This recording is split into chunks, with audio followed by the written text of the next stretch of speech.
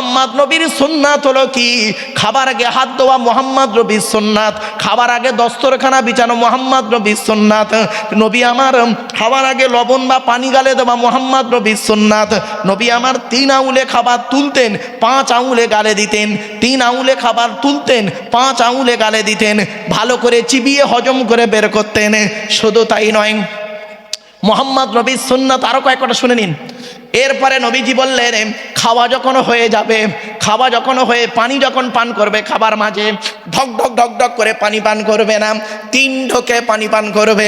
নবীজি বললেন, খাওয়া হয়ে গেলে আঙুলটাকে ভালো করে চাটবেন।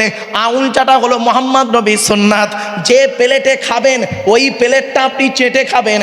আল্লাহ নবীর স্ত্রী আম্মা জান আয়েশা বর্ণনা করছেন, 1000টা প্লেট যদি আমার সামনে দেওয়া হয়, আল্লাহর নবী যে প্লেটে খেয়েছেন ওই প্লেটটা আমি আগেই বুঝতে পারতাম আল্লাহর নবীর প্লেটটা অত্যন্ত পরিষ্কার থাকতো। আর আপনি একজন মলি সাহেব লোক, বক্তা লোক, খেতে বসেছেন আর প্লেটটা চেটে খাননি, বোঝা যাচ্ছে তোমার মধ্যে মোহাম্মদ নবীর সুন্নতটা নেই। তুমি খালি মুখেই বলো আই লাভ মুহাম্মদ সাল্লাল্লাহু আলাইহি সাল্লাম। ঠিক না বে ঠিক? তুমি মলি সাহেব, বক্তা, তুমি বাসনটা চেটে খেলে না? কিসের তুমি পীর সাহেব, মলি সাহেব, বক্তা? ফালতু কথা কারে। তোমার মধ্যে এইটুকু সুন্নত নাই মুহাম্মদ সাল্লাল্লাহু আলাইহি ওয়াসাল্লামের। কোথায় আছেন আপনি? বাস্তবটাই বলে গেলাম। শুধু তাই নয়, মুহাম্মদ নবীর সুন্নাত শুনে রেখে দিন। নবী বলেছেন, খাওয়া হয়ে গেলে খাবার পরে দোয়া বলবে। নবী বলেছেন কতটা পরিমাণ খাবে? পেটটাকে 3টে ভাগে ভাগ করবে। প্রথম ভাগটা খাবার দিয়ে ভর্তি করবে, দ্বিতীয় ভাগটা পানি দিয়ে ভর্তি করবে, তৃতীয় ভাগটা ফুল ফাঁকা রাখবে, হজমের উপকার হবে। আর এ চাচা নবী ভক্ত কি বাবা?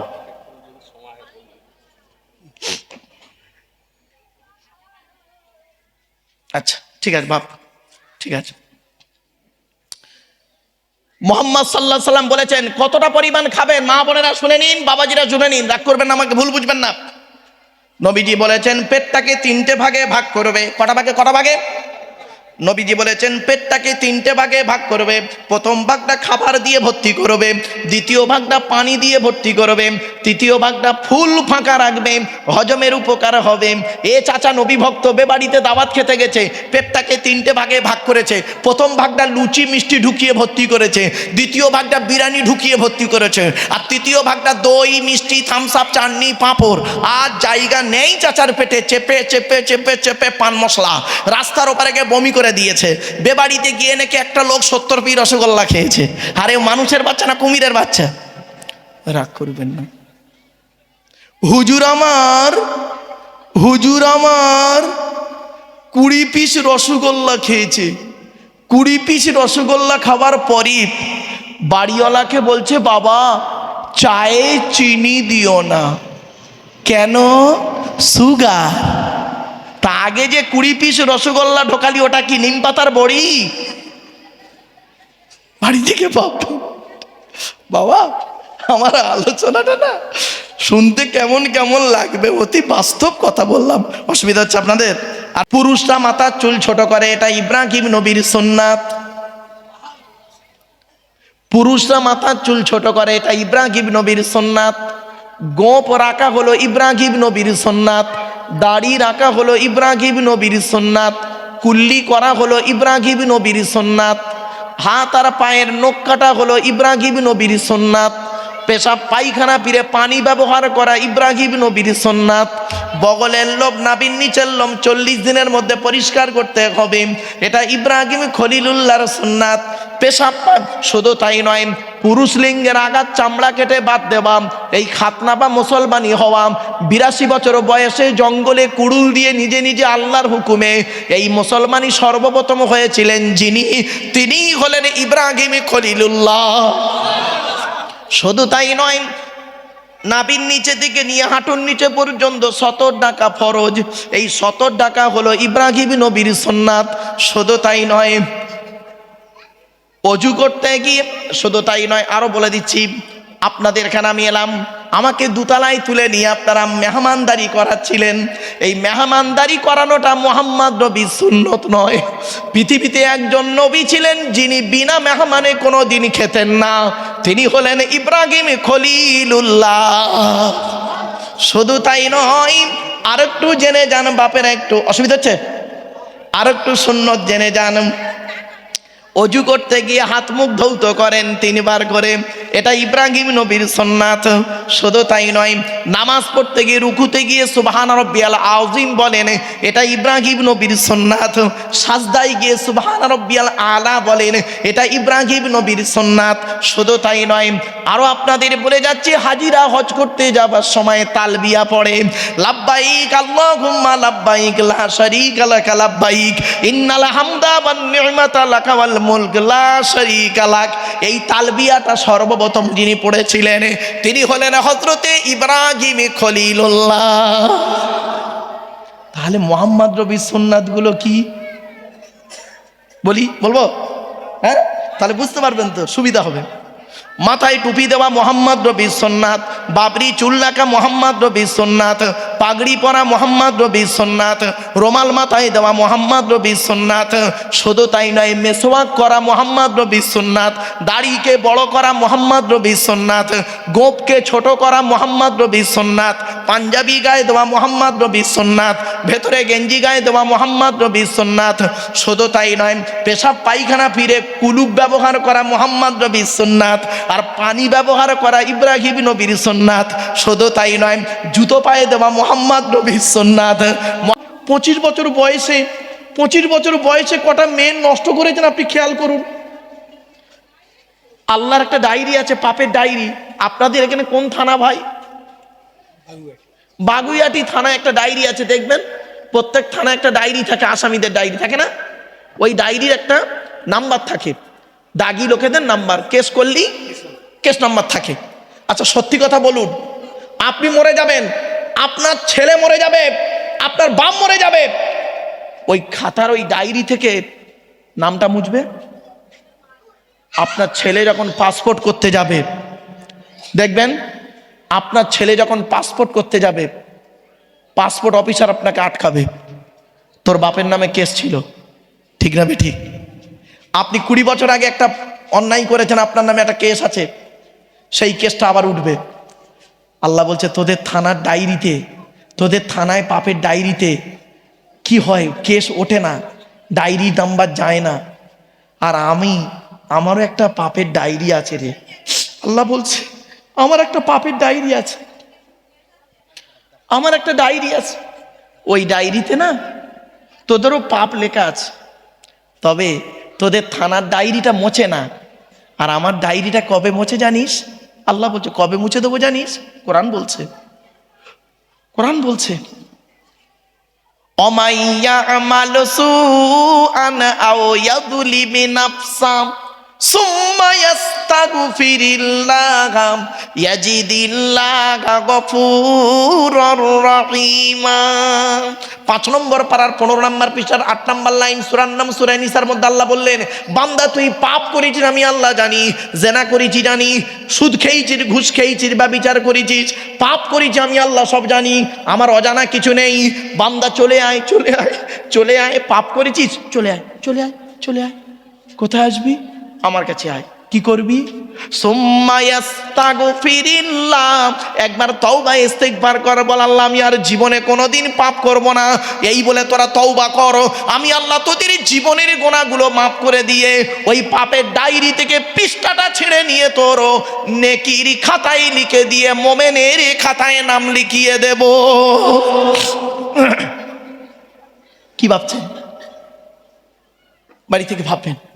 চলো, এবার আমি আলোচনা করছিলাম, অনেক দূর থেকে চলে এসেছিলাম। এরপর আল্লাহ বলছেন, আর একটা দলিল দিচ্ছি। ওই দূরে নবীজি দেখছিলেন কিছু বক্তার আলেমদের জিভগুলো টেনে ধরে আগুনের কাছে দিয়ে কাটছে। অপরাধ কি ছিল তাদের? কোরআন বলছে। তখন জিবরাইল বলছে, ইয়া রাসূলুল্লাহ আপনি জানেন এদের অপরাধটা কি? বাবা এই সেই শবে মেরাজের মাস চলছে, ঠিক না বেঠিক? আজ 20 তারিখ গো বাবা, 7 দিন পরই।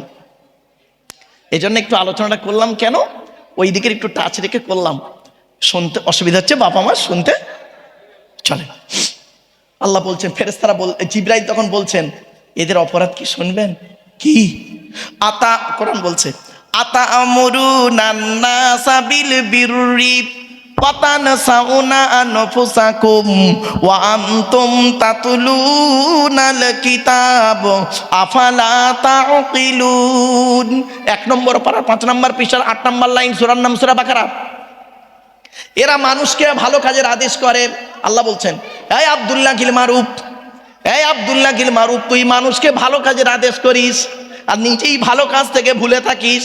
ওয়া আনতুম তাতলুনাল কিতাব, তুই কি কোরআন পড়িস না? আফালা তাকিলুন, তোর কি কোনো জ্ঞান গম্য নেই? ও জ্ঞান নেই? বাবা কি বলি, নামের পরে এতগুলো ডিগ্রি আছে, জ্ঞান নেই নাকি? আল্লাহ বলতে ডিগ্রির কোনো দামই নেই,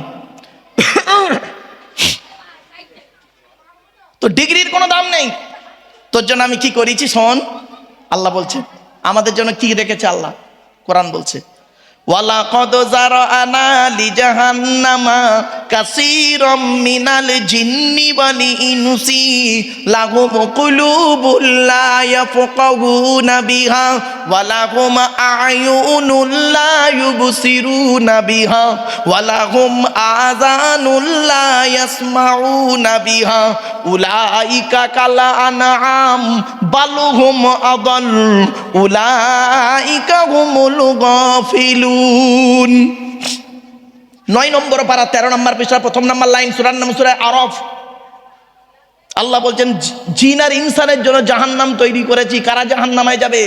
যাদের বোঝার জন্য হৃদয় দিয়েছি, ন্যায় অন্যায়টা বোঝে কোনো প্রতিবাদ করে না।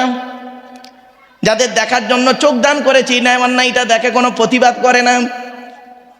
শোনার জন্য কান দান করেছি, ন্যায় অন্যায়টা শোনে কোনো প্রতিবাদ করে না।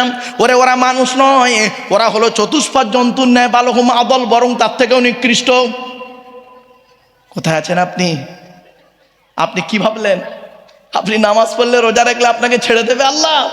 এত সহজ নয়। কোরআনে আল্লাহ পাক বলছেন আয়াহসাবুল ইনসানু আইয়ুতরাকা সুদা, সূরা কিয়ামার মধ্যে আল্লাহ বলছেন 29 পারা, মানুষ কি মনে করেছে এমনি এমনি ওকে ছেড়ে দেবো?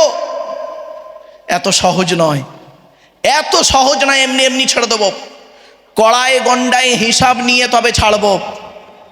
মনে রাখবেন হিসাব আপনাকে দিতে হবে। জ্ঞানী জ্ঞানের হিসাব দাও, ধনী অর্থের হিসাব দাও, যুবক যৌবনের হিসাব দাও। হিসাব আপনাকে দিতেই হবে। আপনি কোথায় আছেন? মা বোন যারা শুনছেন, বাবাজি যারা যুবক ভাইরা শুনছেন, শুনে নিন দয়া করে।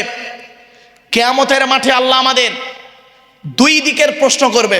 কদিকের? 2 দিকের প্রশ্ন হবে।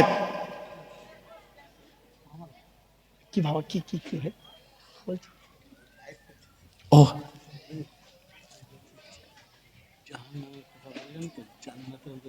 হ্যাঁ বলবো। আচ্ছা আমি এখনই কি বললাম? কিয়ামতের মাঠে আল্লাহ আমাদের 2 দিকের প্রশ্ন করবে। আচ্ছা আমি এতক্ষণ তো জাহান্নামের কথা বললাম, এবার জান্নাতের 2টো কথা বলবো কি বলুন? এখন নবীজি মেরাজে গিয়ে জান্নাতে কি দেখলেন শোনেন। আল্লাহ নবী মেরাজে গিয়ে জান্নাতের ভিতরে হাঁটছিলেন। হাঁটতে হাঁটতে একজনের জুতোর আওয়াজ শুনতে পেলেন।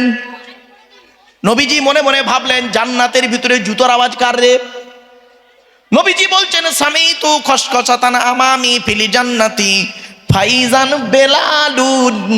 নবীজি বলছেন জান্নাতের ভিতরে জুতোর আওয়াজ শুনতে পেলাম, ঘুরে তাকিয়ে দেখি বেলালের জুতোর আওয়াজ। আল্লাহ নবী পরে বেলালকে জিজ্ঞাসা করলেন, বেলাল পৃথিবীতে কি এমন কাজ করেছো বলো, তোমার জুতোর আওয়াজ আমি মুহাম্মদ সাল্লাল্লাহু আলাইহি ওয়াসাল্লাম জান্নাতে আল্লাহ আমার শুনিয়েছেন। বেলাল শোনার সাথে সাথে হাউ হাউ করে কাঁদছে, ইয়া রাসূলুল্লাহ আমার কেউ তো এখানে নেই, আমার হাফসি দেশে বাড়ি, উমাইয়া বিন খলফের গোলাম ছিলাম, অত্যাধিক মারধর খেতাম। আপনার সাহাবী আবু বকর নিজের জ্ঞাতের পয়সা দিয়ে কিনে নিয়ে আমাকে আজাদ করেছে। আমি তেমন কিছু করতে পারি না, তবে 2টো কাজ করি। কটা? বেলাল বলছেন আমি 2টো কাজ করি। 1 নাম্বার কি? বলো বেলাল, আমি শুনবো। বলছে ইয়া রাসূলুল্লাহ, এক নাম্বার করি কি, আমি জীবনে কোনো দিন নাপাক অবস্থায় কখনোই বেশিক্ষণ থাকি না। তার মানে বলছে ইয়া রাসূলুল্লাহ, যখন আমার দেহ নাপাক হয়ে যায়, যখন আমি নাপাক হই, সঙ্গে সঙ্গে অজু গোসল তায়াম্মুম যেটার প্রয়োজন সেটা করেই পাক হয়ে যায়। বলছে কেন, কারণটা কি? বলছে ইয়া রাসূলুল্লাহ, ওই নাপাক অবস্থায় যদি ওই মুহূর্তে যদি আল্লাহ মৃত্যু দিয়ে দেয়, তার এই নাপাক দেহ নিয়ে আল্লাহর দরবারে কিভাবে দাঁড়াবো? আর আপনি রাত 12টার সময় স্বামী স্ত্রী নাপাক হয়েছেন, পরের দিন বেলা 2টোর সময় বাজার করে এসে উনি ঘুরে ঘাড়ে এসে গোসল করে পাক হচ্ছে, তাও আবার গোসলের ফরজ 3টে আদায় করেনি। মা বোনেরা বলে যাচ্ছে, শুনে দিন মায়েরা বোনেরা, খবরদার নাপাক অবস্থায় থাকবেন না 1 মিনিটও। বাবাজি যুবক ভাইদের বলে যাচ্ছে, নাপাক অবস্থায় থাকবেন না। এই নাপাক যখন এলো, আরো কিছু কথা হাদিস কিছু শুনে নিন, কিছু হাদিস শুনে নিন। আল্লাহর নবী বলেছেন, কেবলার দিকে মুখ করে পেশাব পায়খানা ফিরবে না, কাবা শরীফের দিকে মুখ করে পেশাব পায়খানা ফেরা নিষেধ। রাসূলুল্লাহ বলেছেন, কাবা শরীফের পেছন ফিরে পেশাব পায়খানা ফেরা নিষেধ। রাসূলুল্লাহ বলেছেন, গর্তে পেশাব ফেরা নিষেধ। রাসূলুল্লাহ বলেছেন, প্রবাহিত পানিতে পেশাব ফেরা নিষেধ। আপনি খালের ধারে পায়খানা করেছেন না, আর পায়খানার মালগুলো ফেলছেন খালে, আর এখান থেকে 2 কিলোমিটার দূরে গিয়ে ওই খালের পানি একজন গোসল করছে, কি ভাবছেন আপনি? ইসলাম এরকম ধর্ম নয়। গর্তে পেশাব ফেরা নিষেধ। নবীজি বলেছেন, রাস্তার ধারে মানুষ চলাচলের রাস্তায় পেশাব পায়খানা ফেরা নিষেধ। গাছের তলায়, বড় গাছের তলায় যেখানে মানুষ আশ্রয় নেয়, ওই গাছের তলায় পেশাব পায়খানা ফেরা নিষেধ। ইসলাম জাতা ধর্ম নয়। আপনি যেটা জানেন না জেনে নিন। জলসা দেওয়া হয় কেন? 3টে কারণে। অজানাকে জানা, ভুল সংশোধন করা, কিছু পরামর্শ নিয়ে নেওয়া, এই 3টে কারণে জলসা দেওয়া হয়। কিন্তু দুঃখের বিষয় 3টেই আমাদের আলোচনা হয় না, বড় কষ্ট লাগে বাপ। চলে না, এগিয়ে যাই। এই নাপাক যখন এলো, আর একটু বলে দিচ্ছি, অসুবিধা হচ্ছে আপনাদের, শোনেন। আল্লাহর নবী একদিন রাস্তা দিয়ে যাচ্ছেন সাহাবীদেরকে নিয়ে, হঠাৎ হঠাৎ 2টো কবরের মাঝখানে নবী দাঁড়িয়ে গেলেন। 2টো কবরের মাঝখানে দাঁড়িয়ে গেলেন। দাঁড়িয়ে গিয়ে সাহাবীদেরকে নিয়ে করলেন কি, বলে দাঁড়াও দাঁড়াও দাঁড়াও, সব দাঁড়াও দাঁড়াও দাঁড়াও, সব দাঁড়াও, একটু এই 2টো কবরবাসী একটু জিয়ারত করি চলো। পরে নবীজি দোয়া করলেন, নিজেও কাঁদলেন, সাহাবীরাও কাঁদলেন। মোনাজাত হয়ে গেল। হয়ে যাওয়ার পর নবীজি বললেন, বুখারীর হাদিস, আমার বাবার কথা নয়, নবীজি বললেন, ওই খেজুর গাছ আছে না, খেজুর গাছের 2টো ডাল ভেঙে আনো তো। 2টো ডাল এনে দিল একজন সাহাবী। নবীজি করলেন কি, 2টো কবরে 2টো খেজুর গাছের ডাল পুঁতে দিলেন। আপনাদের এলাকায় কবরে খেজুর গাছের ডাল পোঁতেন না বাবা? এই হলো ইতিহাসটা, শুনে নিন। এই ইতিহাস, এই হাদিস থেকে আমরা কবরে খেজুর গাছের ডাল পুঁতি, ইতিহাসটা শুনে নিন। তখন সাহাবীরা প্রশ্ন করলেন, হে নবী, আপনি হঠাৎ কোথায় কিছু নাই দাঁড়িয়ে গেলেন 2টো কবরের মাঝখানে, দাঁড়িয়ে গিয়ে আপনি কাঁদলেন, আমাদেরকেও কাঁদালেন, জিয়ারাত করলেন, খেজুর গাছের ডাল পুঁতলেন, বললেন চলো চলে যাই, একটু দয়া করে খুলে বলুন না। তখন নবীজি বললেন, শোনো আমার মা বোনরা শুনে নিন, মায়েরা বোনেরা শুনে নিন। নবীজি বললেন, এই 2 কবরে কঠিন আযাব হচ্ছে, এই 2 কবরে কঠিন আযাব হচ্ছে, আমি দেখতে পাচ্ছি, আল্লাহ আমাকে দেখাচ্ছেন, কঠিন আযাব হচ্ছে এই 2 কবরে। তাই এদের জন্য আল্লাহর কাছে একটু দোয়া চাইলাম, আর 2টো খেজুর গাছের ডাল পুঁতে দিলাম। ওই কাঁচা খেজুর গাছের ডালটা যতদিন আল্লাহ আল্লাহর জিকির করবে, ততদিন ওদের কবরে আযাব মকুব থাকবে। জোরে বলো, কি আশ্চর্য। তখন সাহাবীরা প্রশ্ন করছেন, হে ইয়া রাসূলুল্লাহ, এই 2টো লোক পৃথিবীতে কি এমন কাজ করত, একটু দয়া করে বলুন, আমরা সেই কাজ থেকে দূরে সরে থাকবো। বলবো? বলি, আমার মা বোনরা পেছনে আছেন, মায়েরা বোনেরা ভালো করে শুনে নিন। আল্লাহর নবী বললেন, 1 নাম্বার লোকটা করতো কি, পেশাব ফিরে পানি নিত না, নাপাক অবস্থায় জীবন যাপন করত। খবরদার মা বোন বাবাজি যুবক ভাইদের বলে যাচ্ছি, পেশাব ফিরে পানি ব্যবহার করবেন। আবার এই পেশাব ফিরে পানির আলোচনা করতে গেলে আমার অনেক জিনিস বেরিয়ে আসছে, শুনে নিন। মাথায় টুপি দেওয়া কি? জোরে বলুন। গালে দাড়ি রাখা, কুল্লি করা, গোপ রাখা,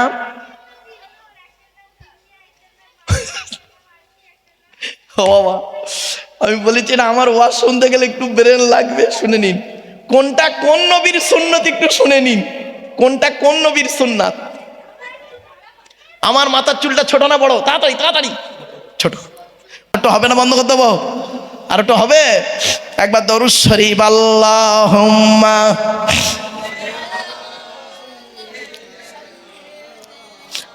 মাওলানা মুহাম্মদ ওয়া আলা আলি সাইয়্যিদিনা। আমার বাপেরা, এবার আসছি আমি যে আপনাদেরকে আঙুল তুলে কথা বলছি না, বা বলুন একটু কথা বলুন। আপনারা লোকের সঙ্গে যখন কথা বলেন এই শাহাদাত আঙুল তুলে কথা বলেন তো? অনেক সময় কথা বলেন না? শোনেন, আপনি যদি আঙুল তুলে কথা বলেন, অন্য লোক যে শোনে সে বলে এই আঙুল নাবা, বলে না? বলবেন না, ও জানে না। পৃথিবীতে একজন নবী ছিলেন যিনি তার উম্মতদের সঙ্গে যখন কথা বলতেন শাহাদাত আঙুল তুলে চ্যালেঞ্জ নিয়ে কথা বলতেন। এই শাহাদাত আঙুল তুলে কথা বলা একটা নবীর সুন্নাত। আবার শুধু একটাই নবী, অনেকগুলো সুন্নাত আছে, সেই নামটা পরে বলছে, আরো একটু জীব। আচ্ছা বাবা, আপনারা সেলাই করা কাপড় পরেছেন না? আর বলুন না একটু, জামা সেলাই করা আছে তো? পৃথিবীতে সর্বপ্রথম দর্জি ছিলেন সেই নবী। তার আগে লোক কিভাবে কি পরতো? ওই গাছের চামড়া, গাছের ছাল, পশুর চামড়া পরে জড়িয়ে থাকতো। সেই নবী সর্বপ্রথম সেলাই করা শিখিয়েছিলেন পৃথিবীর মানুষকে। শুধু তাই নয়, লেখাপড়া শেখেন। এই জন্য আপনাদেরকে বলি, লেখাপড়া শেখান ছেলে মেয়েদেরকে, এডুকেশনের খুবই দরকার, এডুকেশনের খুবই দরকার। সেই নবী সর্বপ্রথম লেখাপড়া করেছিলেন। এই তিনটের উত্তর হবে একজন নবী। নামটা বলবো? মনে থাকবে? কোরআনের আয়াত দিয়ে বলি, ওয়াজকুরু ফিল কিতাবি ইদরিস ইন্নাহু কানা সিদ্দিকান নাবিয়্যা ওয়া রাফা'নাহু মাকানান আলিয়্যা। 16 নম্বর পারার 8 নম্বর পৃষ্ঠার 9 নম্বর লাইন, সূরার নাম সূরা মারিয়াম। আল্লাহ বলছেন ইদ্রিস বলে একজন নবী আছে, তাকে স্মরণ করো। ইদ্রিস নবীর নাম ইদ্রিস নয়, ওনার নাম হলো খাইনুক। কি বললাম বাবা? খাইনুক। ইদ্রিস নামটা কবে হলো শুনে রেখে দিন। আল্লাহ পাক যখন ওহী দিতেন উনি খালি ভুলে যেতেন। আল্লাহ বললেন জিবরাইল খাইনুককে বলো লিখে রেখে দিতে। দারাসা ইয়াদরুসু দুরুসান শব্দ থেকে এসেছে ইদ্রিস শব্দ, লেখাপড়া করা। জীবনে পৃথিবীর সর্বপ্রথম লেখাপড়া করেছিলেন ইদ্রিস নবী, এই জন্য ওনার নাম হয়েছে ইদ্রিস। ওই ইদ্রিস নবীর সুন্নাত হলো এই সেলাই করা জামা পরা। আর আমরা তো জানি না কোনটা কোন নবীর সুন্নাত, নিজেদের মধ্যে মারামারি ঝগড়া করি। বাবা রাগ করবেন না, চলুন এখন নবীদের কথা বলছি। নবীদের পরিচয় আপনাদেরকে দিইনি। নবীদের পরিচয় হলো তিনটে। কটা কটা কটা? আল্লাহর পরিচয় হলো চারটে, প্রথমেই বলে দিয়েছি, কুল হু আল্লাহ সূরা। আর নবীদের পরিচয় তিনটে। কি কি? 1 নম্বরে যিনি নবী হবেন তার চরিত্র উত্তম হতে হবে। 2 নম্বরে যিনি নবী হবেন তার উপর আল্লাহর তরফ থেকে ওহী নাযিল হতে হবে। 3 নম্বরে যিনি নবী হবেন তার দ্বারাই অলৌকিক ঘটনা ঘটতে হবে, একটা হোক বা 50টা হোক। পৃথিবীতে যত নবী এসেছেন প্রত্যেক নবীর মাধ্যমে আল্লাহ পাক 1 থেকে 50টার ভিতরে মুআজিজা দিয়েছেন। আমার নবী বিশ্ব নবী কুল কায়নাতের রাসূল রাহমাতুল লিল আলামিন মুহাম্মদ সাল্লাল্লাহু আলাইহি ওয়াসাল্লামের মাধ্যমে আল্লাহ পাক পৃথিবীতে 1000-এরও বেশি মুআজিজা দিয়েছেন। সর্বশ্রেষ্ঠ হলো এই কোরআন নাজিল করা, এই কোরআন নাজিল করা। চলুন এই কোরআনের পরিচয় দেব, মুহাম্মদ সাল্লাল্লাহু আলাইহি ওয়াসাল্লামের পরিচয়টা দিয়ে দিই আগে। আচ্ছা, আমাদের নবীর নাম মুহাম্মদ সাল্লাল্লাহু আলাইহি ওয়াসাল্লাম, তাই তো নাকি? আচ্ছা, নবী কোন বংশে জন্মগ্রহণ করেছেন? কুরাইশ বংশে। কোন বংশে বাবা? কুরাইশ বংশে। কার নাম কুরাইশ? নবীর পরিচয়টা দিচ্ছি, দয়া করে আমি আপনাদেরকে করজোড়ে নিবেদন করছি, দয়া করে সুবহানাল্লাহটা একটু জোরে বলতে হবে। পারবেন তো? পারবেন? চলুন, কোন বংশ বললেন? মুহাম্মাদের বাপের নাম আব্দুল্লাহ, আব্দুল্লাহর বাপের নাম আব্দুল মুত্তালিব, আব্দুল মুত্তালিবের বাপের নাম আব্দে মান্নাফ, আব্দে মান্নাফের বাপের নাম হাশেম, হাশেমের বাপের নাম কুসাই, কুসাইয়ের বাপের নাম কিলাব, কিলাবের বাপের নাম মুর্রা, মুরার বাপের নাম লুবাই, লুবাইয়ের বাপের নাম কাব, কাবের বাপের নাম গালিব, গালিবের বাপের নাম ফিগির, ফিগির থেকে কুরাইশি বংশ এসেছে। নবীর বাপের নাম আব্দুল্লাহ, মায়ের নাম আমিনা, দাদার নাম আব্দুল মুত্তালিব, দাদির নামটা কি? নেতিলা বিনতে খব্বাব ব্র্যাকেটে ফতেমা, কেউ বলেছেন সামিরা। নবীর নানার নাম হলো আব্দুল ওয়াহাব জুহুরি, নবীর নানির নাম হলো বারিরা বা বাররা, নবীর দুধমার নাম হলো হালিমা, নবীর দুধ বাপের নাম হলো হারেস, নবীর দুধ ভাইয়ের নাম আব্দুল্লাহ, নবীর বাপের নাম আব্দুল্লাহ, নবীর দুধ ভাইয়ের নাম আব্দুল্লাহ, দুটো যেন এক করে ফেলবেন না। নবীর জন্ম 570 খ্রিস্টাব্দে, ইংরাজি কি মাস ছিল? 29শে আগস্ট, আরবি মাস ছিল রবিউল আউয়াল মাস, 12 তারিখ মতান্তরে 9 তারিখ সোমবার শবে সাদেকের সময় আরবের মক্কা নগরী কুরাইশ বংশে নবীর জন্ম। নবীর বাপেরা হলো 10 ভাই, নবীর মায়েরা হলো 19 বোন। নবীর 9টা চাচা, 18টা খালা, 6টা ফুপু, 7টা ছেলে মেয়ে। নবীর 9টা চাচার নাম কি? বড় চাচার নাম হারেস, জুবায়ের, মুকাইম, ফাইদাক, জাইদাক, আবুল আহাব, হামজা, আব্বাস, আবু তালেব। নবীর বাপ হলো আব্দুল্লাহ। কই আবু জাহালের নাম তো এখানে নেই।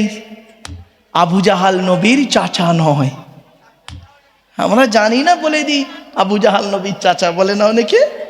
না বাবা, কিছু কিছু জিনিস আছে আমরা বলে দিই, কিন্তু আদৌ সেগুলো বাস্তবে সঠিক নয় গো বাপ।